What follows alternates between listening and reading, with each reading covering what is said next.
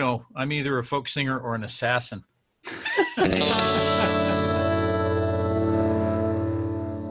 Welcome to the Fran Snyder Podcast, where I talk to artists and music fans to explore how music connects us through great stories and experiences.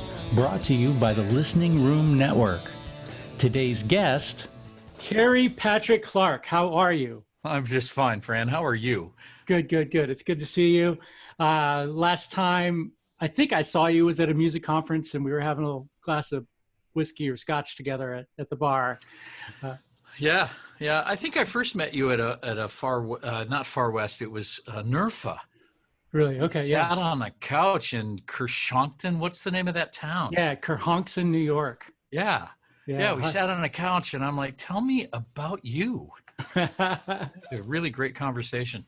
Awesome. So this is kind of a new podcast. I think this is episode 11 or 12, or I should know that number, but I don't. But it's still pretty new. So and we're trying to develop some traditions. One of the things that we typically do at the beginning of this show now is a segment called Proof of Pants. But I have to stand. Do I have to stand? No, we're going to skip that today for reasons I can't go into. But it's just a warning shot for people out there. If you're going to be on this podcast, be aware of the possibility, because people are getting a little too casual with all this work from home. So no proof of pants today. You need to go on my personal Facebook page, Kerry Patrick Clark, and scroll down and find my son's every first day of school. We take a picture of him on the front porch. And he's like, I don't want to do this. I'm going. He's going virtual, maybe the whole year. I don't know, but certainly the first semester. So he puts on his robe and he stands out there. He goes, "Okay, go ahead." He's in his bathrobe, man. That's his first day of school picture. Nice. That's great. Yeah, this year is going to be a standout for almost everybody on the planet. In some way, probably in multiple ways. Yeah.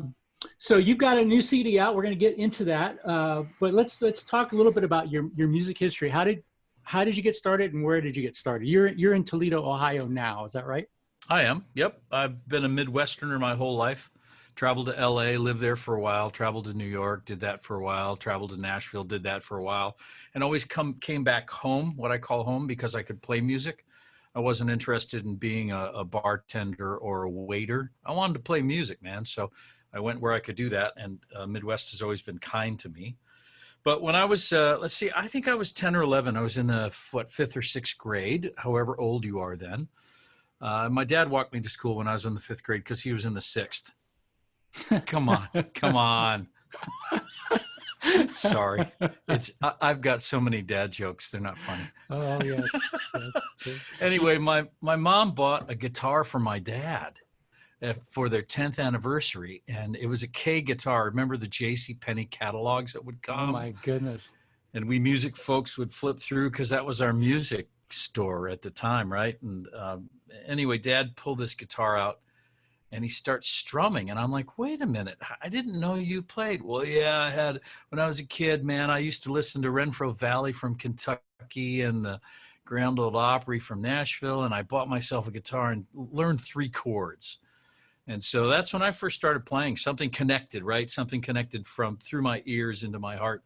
And Dad taught me those 3 chords, and I use them all today. All 3 of them. Yeah. And I have a capo, so I don't mean to brag. That's awesome. You probably have one of those electric acoustics with the plug in it. Oh, see? Yeah.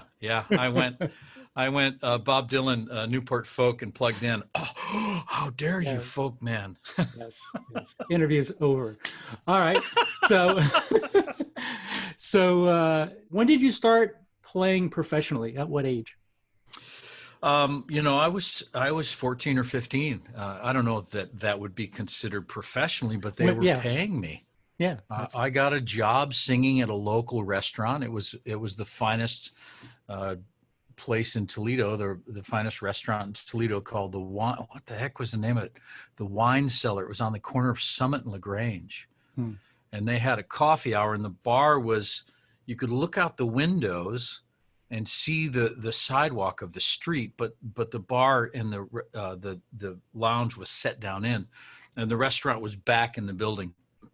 And they hired me for 2 hours a night, 5 days a week, and I think I made $10 a night or something. And I was in heaven. Like, they're paying me, Mom, Dad, they're paying me to play music. I don't know how they'll let me be in there. I think I was 15 years old because my parents had to drive me for a couple months till I got my driver's license. Yeah, back in a when Pinto. Yeah, nice. Back when kids used to want to learn to drive. Yeah. I have friends now who's like, their kids don't even want to learn to drive. They're like, yeah, I'll just Uber. So, let's talk a little bit about, like, have you been mostly a solo act in those early years, or did you play in bands? I did. We had, I think we all had garage bands and played with friends that were musician types. They always wanted to do rock and roll stuff, and I was into the folk singer-songwriter era of the 70s, the Harry Chapin, John Denver, and I don't know that really translated when stuff like Journey was out or Aerosmith, and guys I was, hanging with wanted to play that. I'm like, no, man, you gotta listen to this Harry Chapin song. It's incredible. And they're like, it's 18 minutes long. I'm not playing that. People want to dance. And I'm like, you guys don't get it right. I didn't have the language at the time. So was I in bands? Yeah, I was in a band or two, but not a ton.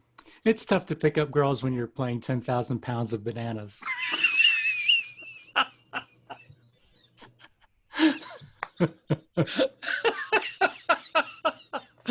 Yeah, but see, if I could go back in time and tell myself that, I don't know that I'd do anything different. Because I still married up. Yeah, there you go. Well, but that's not what I tell my wife and her friends. There was a guy who played on my first recording. It was in the cassette days, and he was a bass player named Nick. And he was sort of like this, hippie Jesus looking dude, just real man about town. Just, he was the studly bass player in 17 different bands, and kind of was living the life, but, still making $50 a night or whatever he was making. And at an awards show in Orlando here in Florida, he won the award for the best bass player in Florida. And his acceptance speech was, I just want to thank all the women who have supported me. Because he was the perfect shining example of, what do you call a bass player without a girlfriend? Yeah. Homeless. Yes. Yep. So yeah, I'll never forget that. So yeah, we all have to marry up at some point if we're going to keep playing that guitar. Isn't it true? Oh, and the money hasn't changed in 40 years. You make $100 a guy a night, right? Yeah. Jeez, oh man. I was explaining that to my dad, he was in Major League Baseball, and there were times when he made more money just off of the licensing money than his salary. I was explaining to him, just like, Dad, 20 years ago, you know what I made playing in the clubs? About $200. You know what I make today? About $200. And he's watched, salaries in professional sports just go up, by a factor of 1,000, Yeah. Yep. So one of the interesting parts of your musical journey, you were on the road with the 25th edition of the new Christie Minstrels. Right. Right.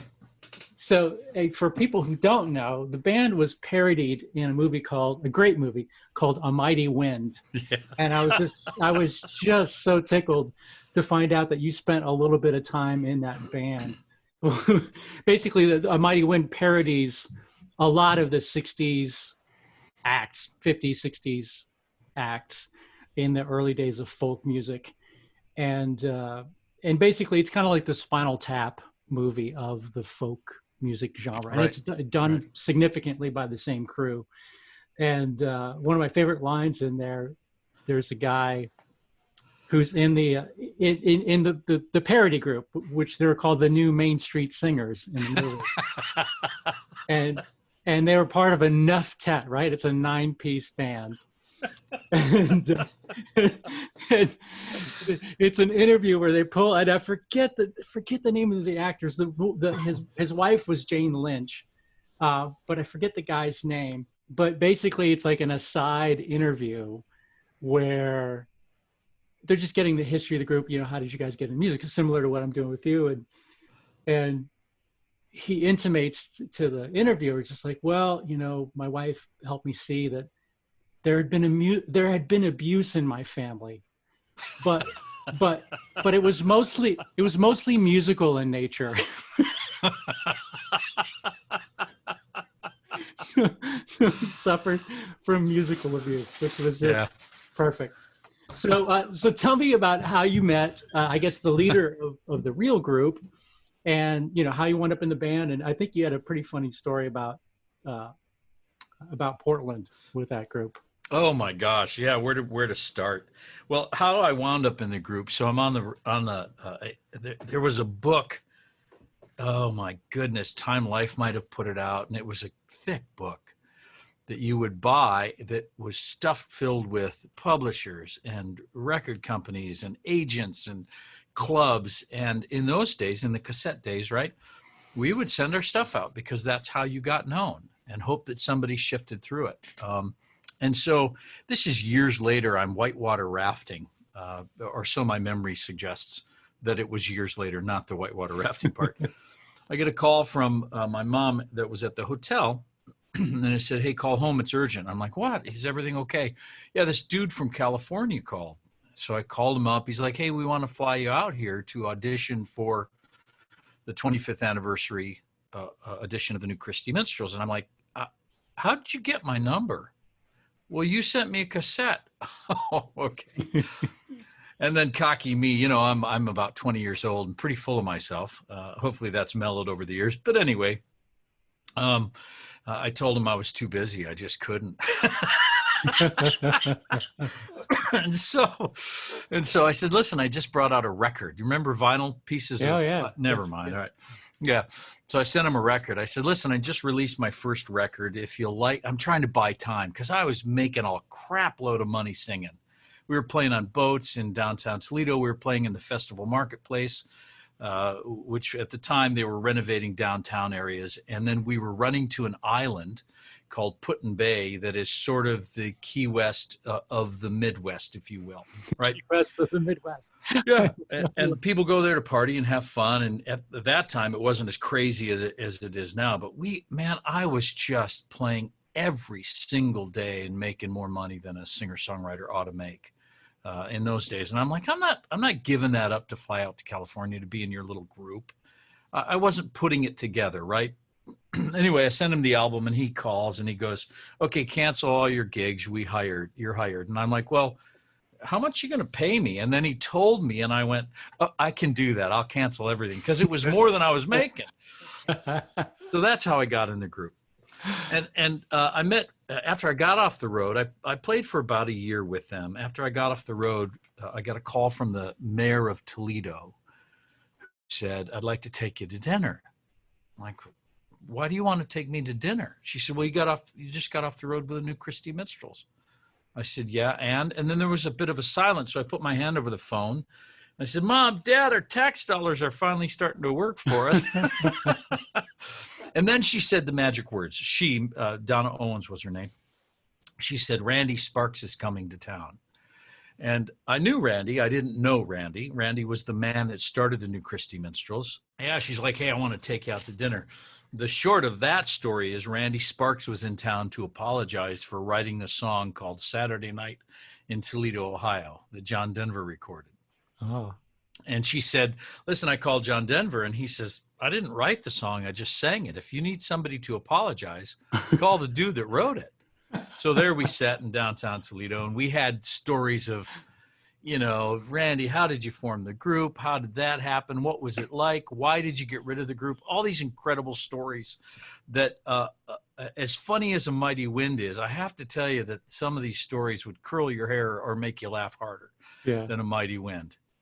because folk music seems so true, and it is on some level. We're artists and we're passionate, and we speak and sing our truths, and we want to share our hearts with you. And then at the same time, man, music is a business, the music business, right? And so you get guys and girls that are interested in making money. And anyway, so I toured with a year and then sat in downtown Toledo talking more folk music. It was a pretty cool time. And the mayor of, was it the mayor of Portland, Bud Clark? Yeah. Start. So we get a call. Listen, we're taking you off the road for a week because you're going to play with the Portland Symphony Orchestra. And so we have 3 or 4 rehearsals that week with the symphony. And, I call them suits, right? They show up and they're classically trained musicians. We're 20-something-year-old, almost pimply-faced kids. I was trying to be as friendly as I could. And you know me, Fran. I love talking to people and connecting with people, right? Mm-hmm. Nobody would talk to us. And I just found it so pretentious and funny and like, whatever. Anyway, so we get a call from the mayor's office, said, listen, can you guys be down at the front at 9:00 on Wednesday, whatever day it was? Yeah, the mayor wants to take you around his city. Okay. Bought us lunch, bought us dinner, took us around the site, showed us the riverfront, right? All this really crazy cool thing. And then at dinner, he takes this tube out of his backpack. He goes, hey, I got something for you guys. And he rolls these posters out.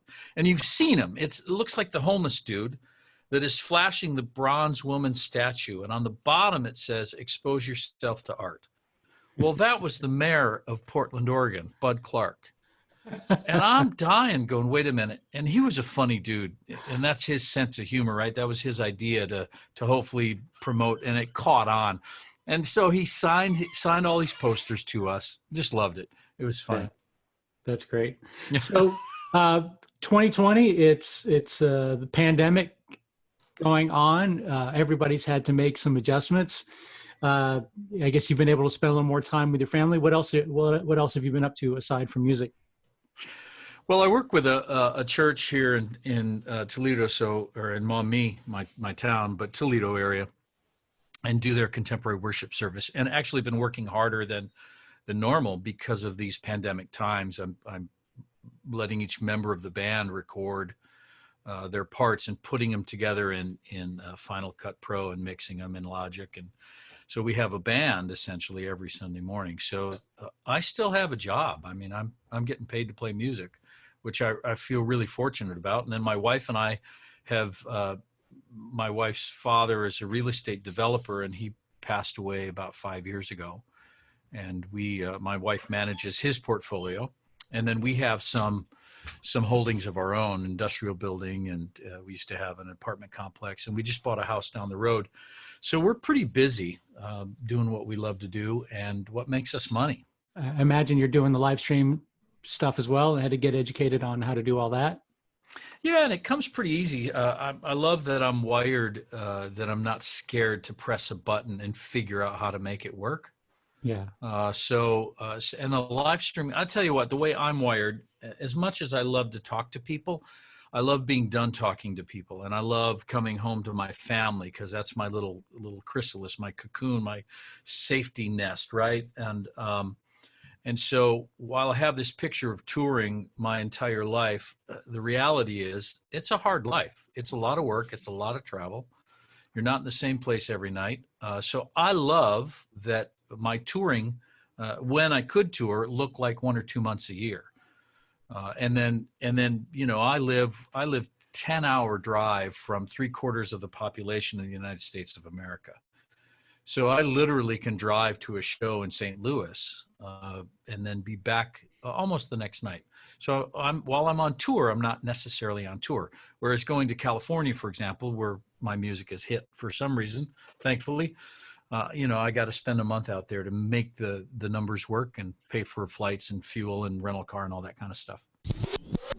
If you are enjoying this podcast, can you pause for a moment to like, review, and subscribe? Please help the world discover our music community and the wonderful artists we support. Your feedback makes a difference.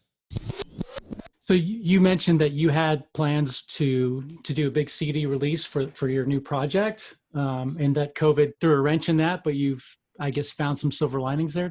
Tell me a little bit about that. Yeah, so the whole streaming thing has been interesting because I do a Facebook live stream every Saturday night at 6 o'clock. Everybody's welcome to join. It doesn't cost a cent. And, oh, here's my Venmo and here's PayPal, right? And so we're making a little bit. I think we all are making a little bit on that. But the good news is we don't have to leave home. We're not putting money into fuel or miles or wear and tear on the vehicle. Okay, so I have always had a release concert. Some of them have been solo. Some of them I brought the band in that has recorded on the CD, whether they're in, studio musicians in LA or Nashville. I can bring them in and have a CD release concert and have charge for that and sell the CDs. Okay. And I fought for a long time because what do I do in this new pandemic, socially distanced? It's not going to be the same. And I think it was probably a month ago where I just finally stopped arguing with myself and went, okay, it is what it is. How do we make the best of this situation? So, I took a look at Facebook Live and the reach that it has. It may not be immediate, like we're all getting 20 to 50 people generally on our streams on Facebook, but the reach when it's up on Facebook is hundreds, even thousands that we'll click on for a minute or two. And then it sort of this light bulb moment happened where I went, that's the way to do a CD release concert. And so this is a ticketed event. You buy it through my website, kerrypatrickclark.com. You get a URL ticket and a copy of my new CD for $20, which isn't much more than the cost of the CD and shipping. And on September 12th, I'm going to do a Zoom CD release concert. Are you going to do it solo or with the band, or how are you doing? Just me. Yeah, just solo. I'll tell the stories of where some of these songs came from, and I'm a storyteller. As you probably guessed, if you didn't remember, if you're listening to this podcast going, that boy sure likes to talk. So the CD is called What a Show? It's called What a Show, yes. It's a circus theme. And the reason it's a circus theme is because in this pandemic time, we have had time to go through our drawers and our junk drawers and our closets and clean crap out that we have always said that we would get to. And this is finally the time that we're getting to clean our crap out. Well, I sort of do that emotionally and mentally. And I came across my first song. I don't know why I was thinking about the first song I ever wrote. I was in 6th grade. And it was a song called Circus Town. And it's a 6th grade mentality. It was what would happen if I ran away with a circus and what would that look like? And so as a middle-aged man now, I revisited that knowing that as a 6th grader, all you see is the majesty of a circus, the flying trapeze and the wonder of the things that are happening, right? But now as a middle-aged guy, I go, wait a minute, because behind the scenes, there's somebody sweating and toiling to set this stuff up. There's somebody with a shovel and a mask because the elephant poop stinks, cleaning this crap up. Yeah.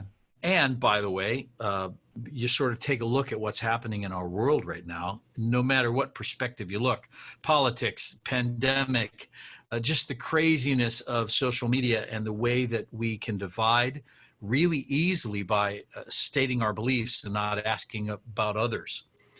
Just creates division. It's a circus is what it is. Mm-hmm. And so I sort of riffed on that, wrote a handful of songs that were circus themed, like Clown Car.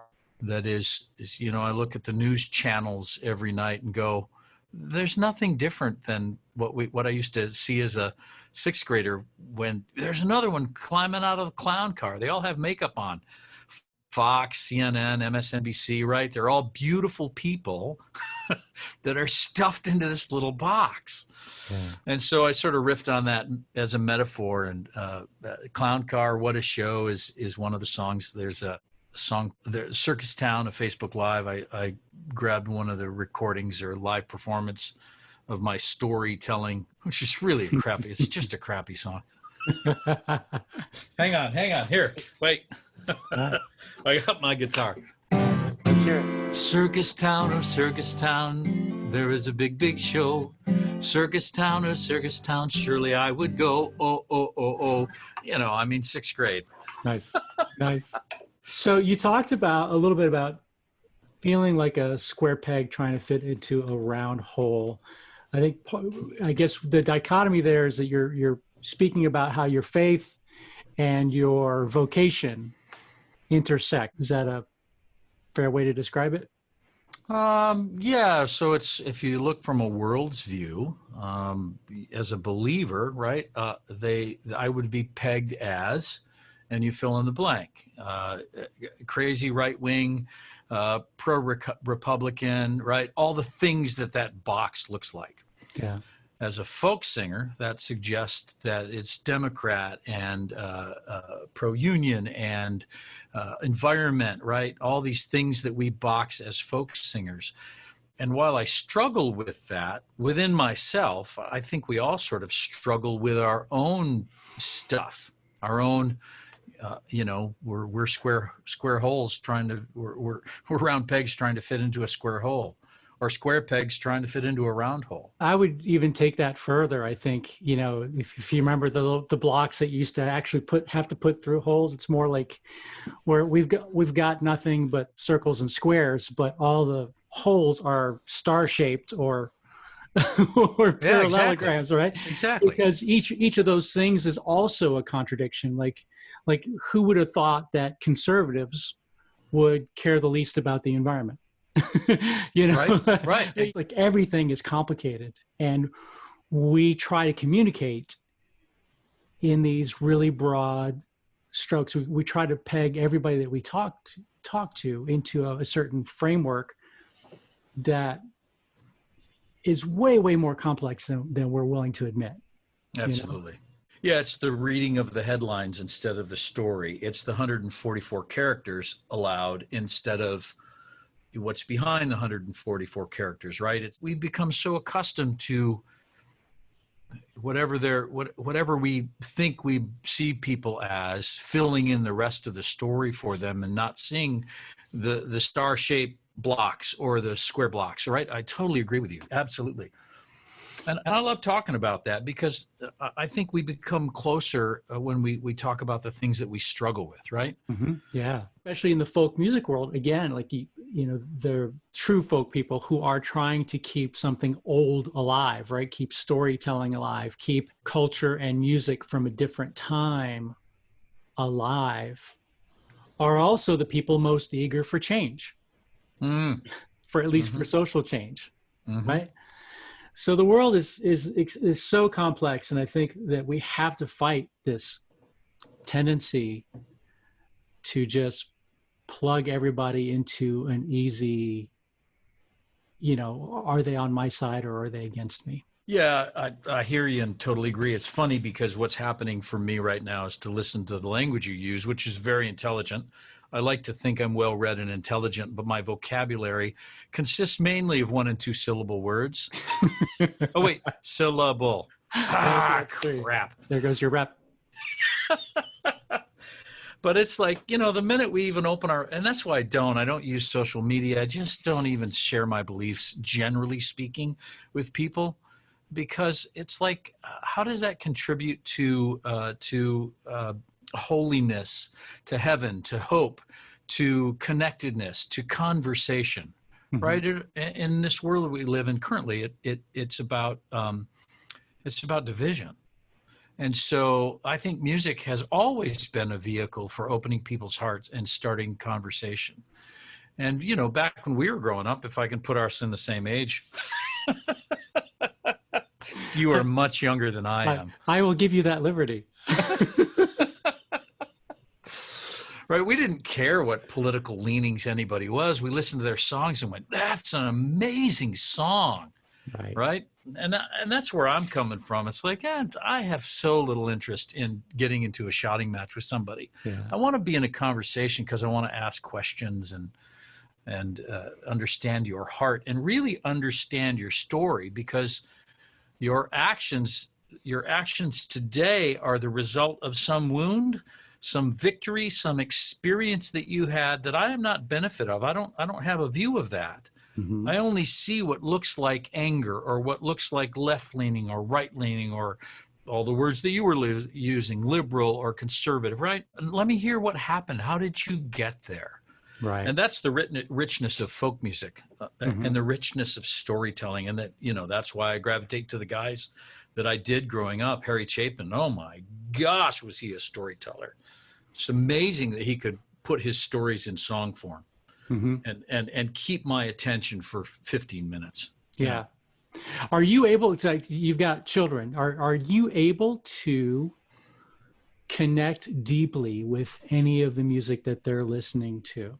Because I know for parents, that's a real challenge. Certainly my parents could not connect to what I was listening to. And, it takes real effort for us men of a certain age. I'm sorry. What'd you say? You're going to have to speak up there, young lad. To not only keep up and just be exposed to all that's going on, but to give it enough time or enough empathy to understand why it's connecting so deeply with younger generations. I'm curious if there's if you're exposed to stuff from your kids that you go, wow, that is actually quite good. Wow. What's floating in my brain are a couple different answers. And I think the ultimate answer is no, I don't. And I'm one of those guys that, I've become my father and actually the better answer is, yeah, I do connect. I don't get it, but I don't have to get it. Mm-hmm. And so what I'm thinking about is I'm in the music industry. And so I love music, whatever it is. I may not get rap music, but I love Eminem. I think his stories are incredible. That's why he's as well known and popular as he is. And he's also a really good businessman. Okay, that aside, from an art perspective, do I connect with my son's music? Some of it I do. My son goes to an art school, and he writes and sings these songs that are far beyond his 17 years of living on this planet. He's a remarkable young artist that I have great hope for. And if it were just about art, he would be, and we all would be somewhere, right? But similar to the conversation that you were talking about earlier, sorry, I tend to get off topic. No, it's good. You can measure a ball player by his skills and his talent, and you can reward him for that. Art, you can't measure. There's no measurement for that. It's the stuff that moves you or you connect with. And that's why there's a gazillion dreamers or successful artists out there, because there's no measurement tool for that. So do I connect with them? Yeah, I connect with the music. And then I don't. I see my father in me when I go, yeah, I don't understand that song. Yeah. But I'm also a music guy who goes, help me understand. And I get the click and the niche and the riffs that come back around, both lyrically, musically, that are so important in today's pop music. And you can probably hear the door squeaking in the background because that's my boy coming in and out, virtual school. That's all good. We were talking about the left and right divide earlier, and this is just a different type of divide, the generational divide. And certainly it's really tempting, especially for us in the music business, to, not just as adults saying music was better in my day, but, we can say, not just as a fan, but I'm a musician. I know this stuff. I have authority to tell you why it was better. Yeah, but you know what else has changed? What's that? What else has changed is the internet and something called an iPod, right? Mm-hmm. Long before the iPhone, there was a device that we carried around that had entire library on it, right? Right. And what that allowed is for kids to listen to more than their favorite radio station, pop music when we were growing up. Mm-hmm. Whatever your station was, that's all you were exposed to. But what happened with the iPod and now cell phones and the internet and YouTube and all these streaming devices is we have access to every song in the history of this planet. And I tell you that story to tell you this story. We have a 35-year-old son, lives in Colorado, toured Up With People, went to Nashville, and he was on staff with Up With People at the time. And he called me, go, man, and he's my stepson. He calls me Kerry. That's hence that part of the story. It's Kerry. I just went to the Country Music Hall of Fame. Oh man, Mitch, what'd you think? I loved it. I actually bought a couple CDs. Really? Who'd you get, Mitch? Oh, you probably don't know who it is. Try me. He goes, there's this girl that's amazing. Her name's Patsy Cline. And I'm on the floor laughing, going, this is the same kid that has 50 Cent on his iPad, right? On his iPod. Right. And he's got Patsy Cline. I mean, that's crazy cool. Yeah. Well, that's, she was kind of edgy and she's definitely timeless. So that's a good pick. That's, respect. Yeah, indeed. Indeed. So Kerry, thanks. I'm delighted to have this time to spend with you. I just want to remind folks you're doing live stream on, is it Saturdays? Every Saturday night, Facebook Live. It's my music page, Kerry Patrick Clark Music. Excellent. And I've seen Kerry play live. Once live music starts happening again near you, feel free to reach out to Kerry through his website or through Listening Room Network. He's a wonderful storyteller and puts on a great show. I think we've had nothing but rave reviews about your shows on the website. Oh, that's very kind. And thanks for the work that you do on the behalf of singer-songwriters like us. I appreciate your passion and your business savvy to create something like Listening Room Network. Well, thanks, Kerry. It's great to reconnect with you. Everybody, check out Kerry Patrick Clark. New record is called What a Show. What a Show. What a show. And it is. And that will be it for our show today. And we'll see you again next time. Thanks, Kerry. Thanks, Fran. Thanks for listening to the Fran Snyder Podcast.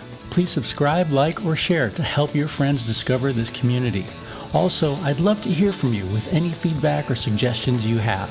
And if you'd like to learn more about house concerts and listening rooms around the world, please visit and join listeningroomnetwork.com. You can email me from there. See you next time on the Fran Snyder Podcast.